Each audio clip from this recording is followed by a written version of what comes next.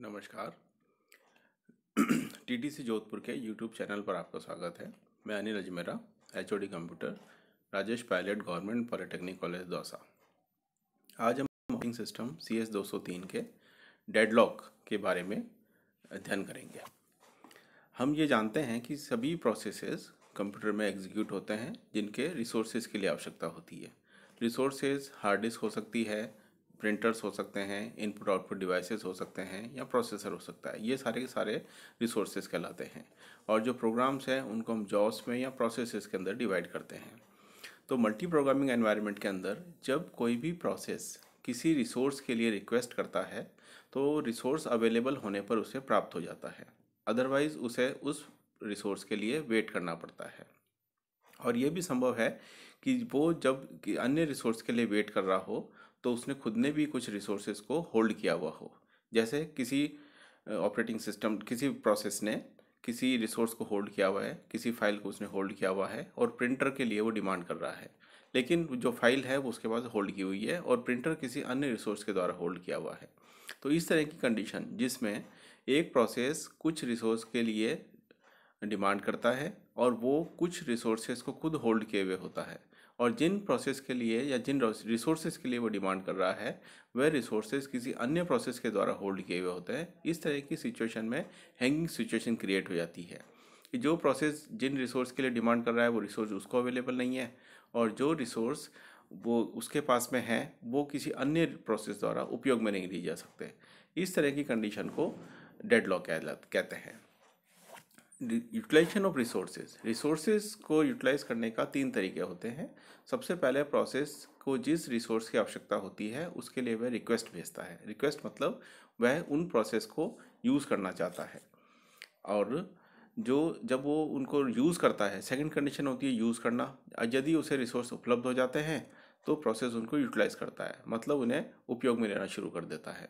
इसका मतलब ये होता है कि उस रिसोर्स ने इन रिसोर्सेज को होल्ड किया हुआ है। तीसरी चीज़ होती है रिलीज़ करना। जब प्रोसेस किसी भी रिसोर्सेज को काम में लेना समाप्त कर देता है या उसका उपयोग ख़त्म हो जाता है तो वह रिसोर्सेज रिलीज़ कर दिए जाते हैं। डेडलॉक की कैरेक्टरिस्टिक्स क्या होती हैं? डेडलॉक होने के लिए कौन कौन सी कंडीशंस का होना आवश्यक है? तो डेडलॉक होने के लिए 4 कंडीशंस आवश्यक हैं। पहली कंडीशन होती है होल्ड एंड वेट। इसका अर्थ होता है कि कोई भी प्रोसेस किसी रिसोर्स के लिए वेट कर रहा है या उनको आवश्यकता है, और जबकि उसने कुछ रिसोर्सेज को होल्ड किया हुआ है।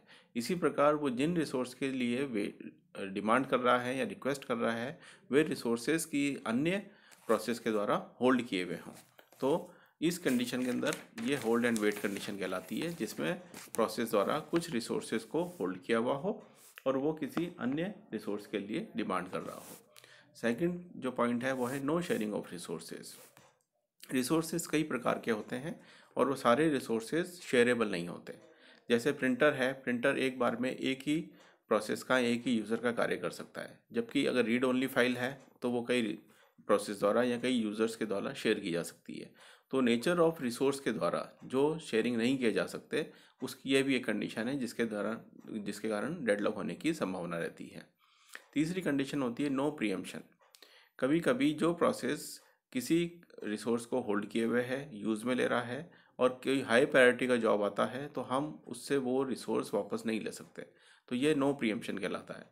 यदि हाई रिक्वेस्ट आने पे उस रिसोर्स को प्रोसेस से वापस लिया जा सके तो ये प्रीएम्पशन कहलाता है। नेक्स्ट कंडीशन होती है सर्कुलर वेट।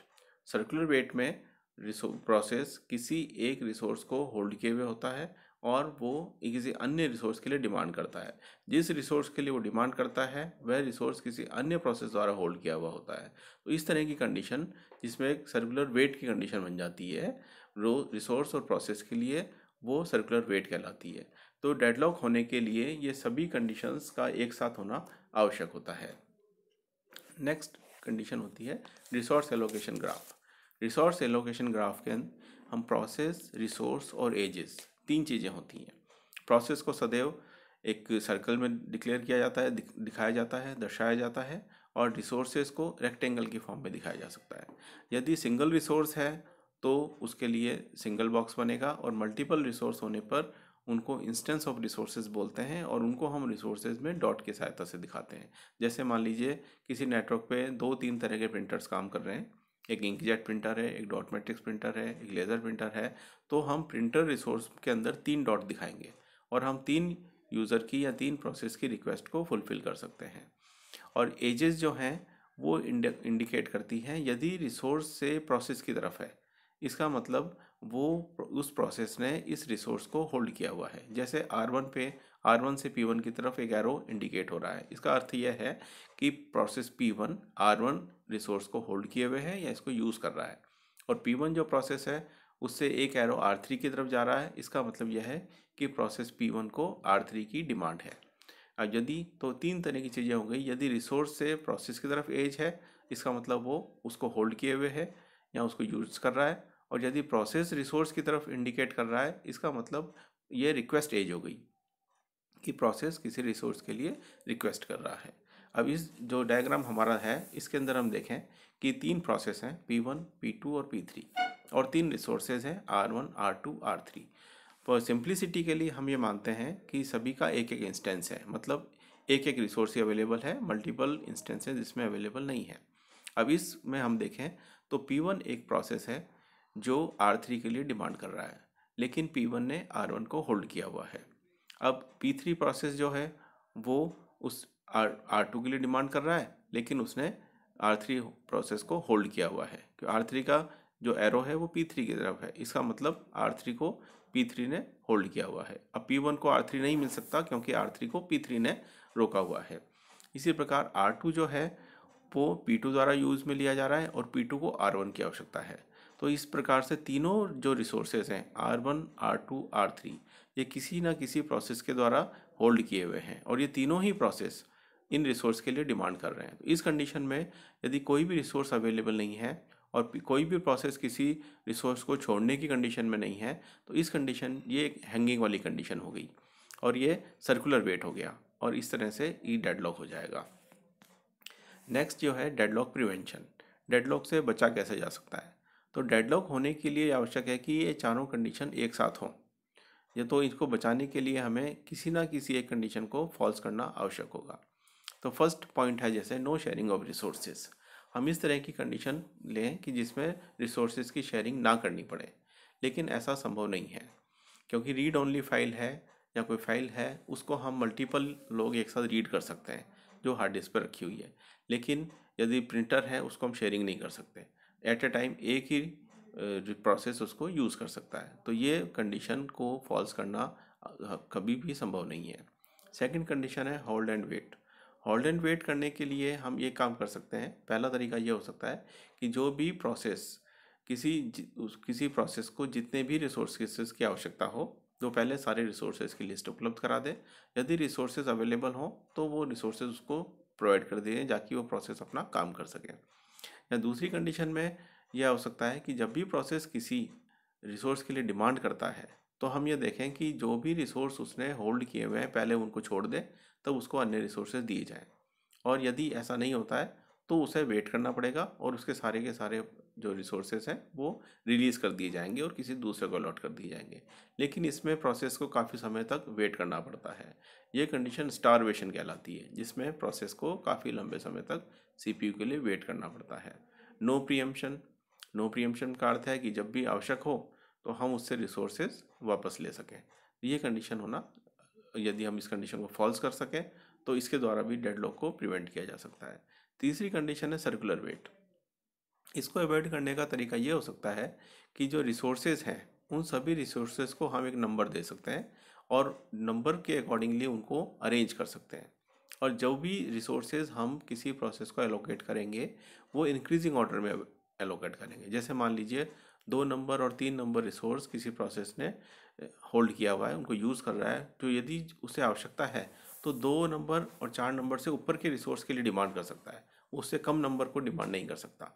इस प्रकार की कंडीशन के अंदर सर्कुलर वेट को अवॉइड किया जा सकता है।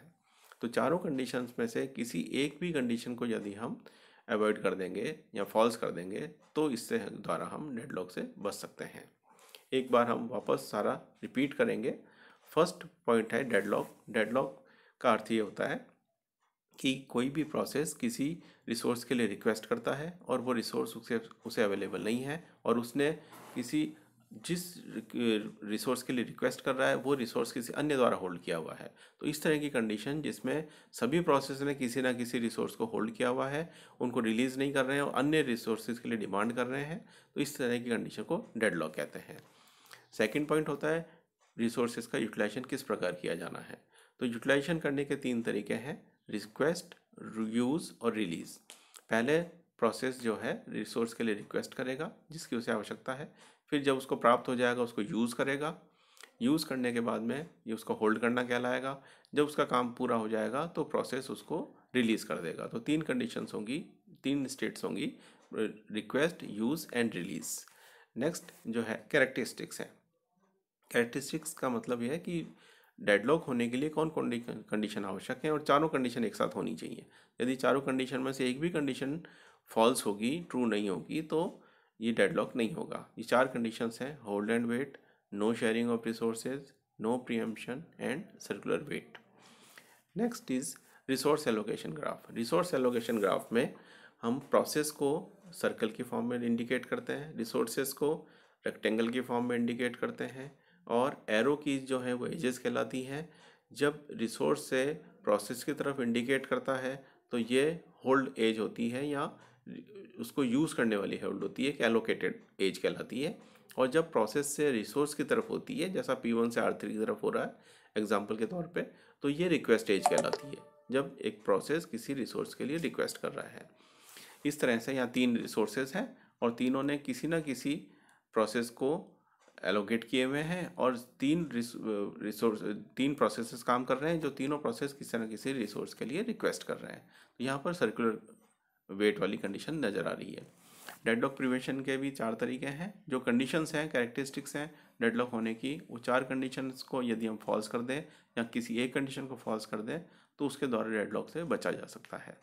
ये कंडीशंस हैं, no sharing of resources, hold and wait, no preemption and circular wait. Thanks.